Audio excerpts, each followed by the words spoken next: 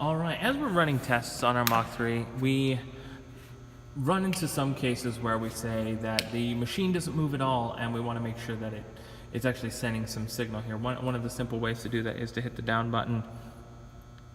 If these numbers move, it means that there is signal coming from the keyboard to Mach3 that allows you to then, it's recognizing that it's receiving jog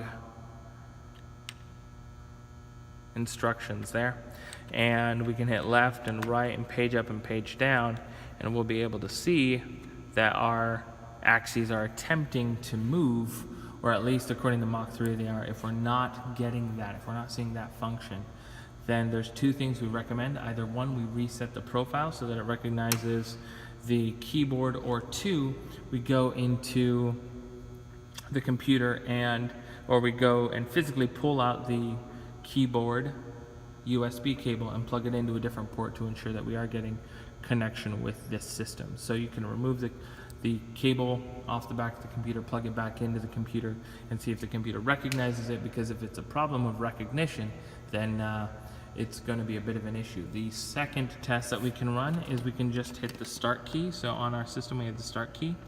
If we hit the start key, it does show that the computer is receiving inputs off of the computer. If I hit the start key again, it goes away. But again, by hitting the start key, we do prove that the keyboard is receiving signals from the computer, and it may be Mach3 not receiving those signals, in which case we reset the profile and your system is able to then recognize the keyboard again 9 times out of 10. Again, in that case that it is a 1 time out of 10, we'll go ahead and break it down and run a couple other tests for it. For this, for now, is our initial test.